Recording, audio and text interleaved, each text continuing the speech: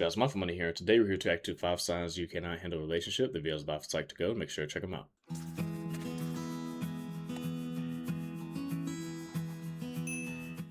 More often than not, we can be quick to blame someone else for the problems we face.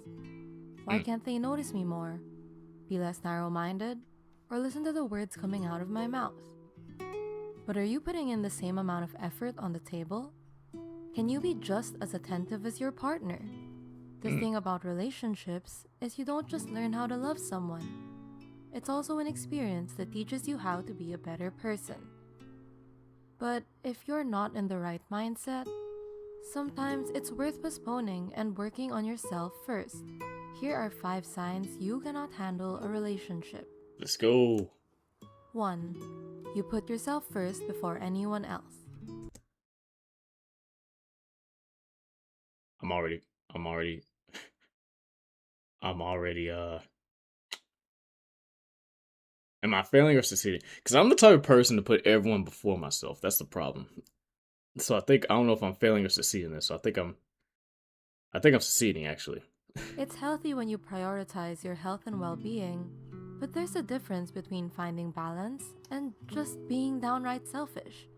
Uh, Clinical professor Srini Pillai believes that selfish lovers often suffer from feeling inadequate.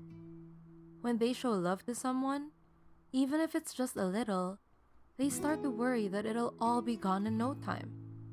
Cannot Selfish relate. lovers are deeply troubled because they aren't self connected. If you take more than you give to your partner, Pillay says it's important to confront your own pain and recognize the areas you need to develop in. He also states that it's helpful to focus your energy on hobbies that make you feel more self connected, like running, journaling, or meditating. 2. You're prideful and you think you're always right. Mm. I don't like how much I'm succeeding at this. By the way, is this the universe telling me I'm ready for a relationship? Is that what y'all telling me? I mean, I've been ain't like I ain't been I ain't gonna lie, I've not been trying. But like I've been trying at some point in my life, you know what I'm saying? I've been trying at some point to get into a relationship. It's just, things just don't happen. It's important for both partners to feel heard and understood in a relationship, but factors such as pride can get in the way of that. At the end of the day, is it really worth being right if you're going to lose someone you love? Another Mm. reason why some people are commonly reluctant to apologize is because they fear the other person won't take responsibility for their part in the conflict. But when you sincerely apologize first, it lets your partner know that you're not proud of what you did and will take better measures next time instead of repeating the same mistakes. Also want to add to this. Sometimes people just feel like they're I know a lot of times, like, for example, this ain't even like relationship wise, but I know me and my family would get into it a lot of times, and we all struggle to admit that we're wrong, but at the same time, we don't really like being at each other's throats for a long time. Because, like, no one in my family really likes to hold grudges. Um, well, no one in my immediate family, that is. So, like, we really just at the end of the day, even if we're not sorry, we'll just talk to each other and you know figure it out. But yeah, sometimes you're just like, I know this. I'm not. It's just like I'm not apologizing. I'm not apologizing to this dude because I know that he's in the wrong. Or I'm not apologizing to her because I know she's in the wrong. I might be in the wrong, but I'm still not apologizing. Like it's that kind of vibe. It's so weird. But no, I don't really don't think I'm always right. I don't ever think I'm always right. But at the same time, like if I think that I'm not the problem here, I'm not gonna apologize. That's just how I am.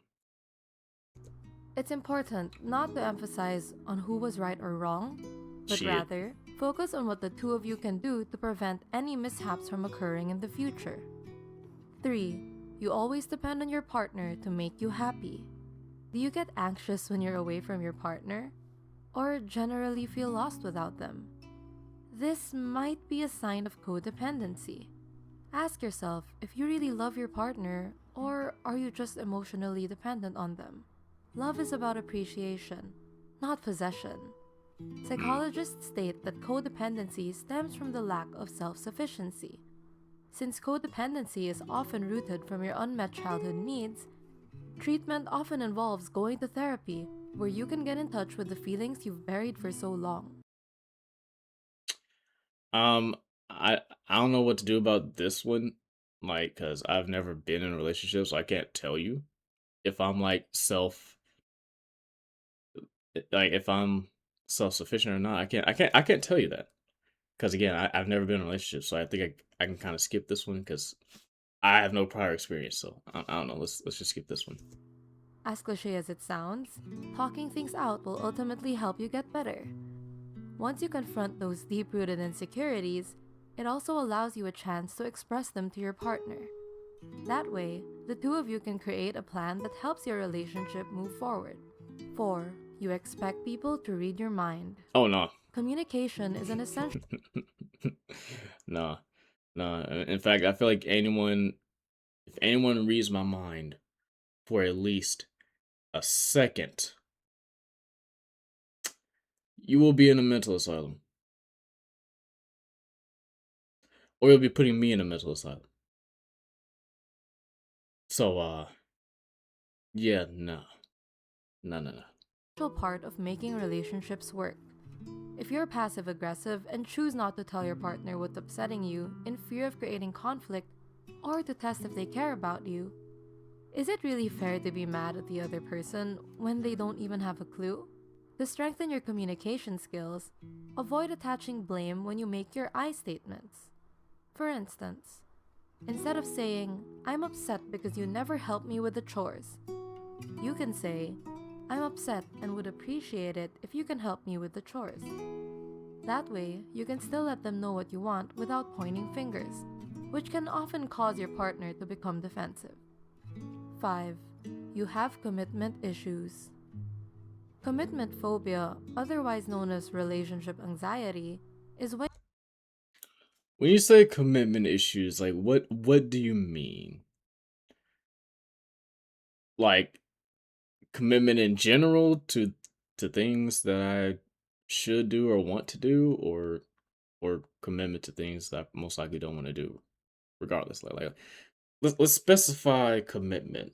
Like what are we talking about here? you have a fear of relationships. Oh If no, you I don't think have a you fear of have that. this, note that it doesn't mean you never want to establish a long term connection with someone. You do, but your anxieties are getting in the way. Many past events could have caused this, such as witnessing your parents getting a divorce or having an unhealthy romantic relationship. As a result, you might hesitate being vulnerable, scared that the other person will either leave or disappoint you. If this is an ongoing issue, it's best to visit a therapist and get insight on how to manage this phobia while learning techniques that help you practice vulnerability. What are some dating struggles you're going through right now? Let us know and leave a comment down below. Be sure to also subscribe for more helpful content. Thanks for watching! Well, according to Psych2Go, it appears I'm ready for a relationship. So who trying to get fucked? I'm just kidding. But no, in all seriousness, I really enjoyed this video. This helped me really think about like my position and like if I'm ready for a relationship right now. Mentally, I think I am sort of ready for a relationship, but you know, right now a relationship is not my focus right now. My focus right now is 100% just grinding it out, man. I'm hoping maybe in the next like 2, 3 years I actually do get in a relationship, but you know, it doesn't really take away my focus from, because at the end of the day, bro, my biggest focus right now is just getting to where I need to be. And once I finally get to where I need to be, then we can start worrying about like relationships, girlfriends, stuff like that. But right now, Main thing I'm focusing on is just grinding. But anyways, great video by Psych2Go. Like I said, be sure to check them out. Thank you guys for watching. Want you guys stay safe, stay positive, and remember, be mindful.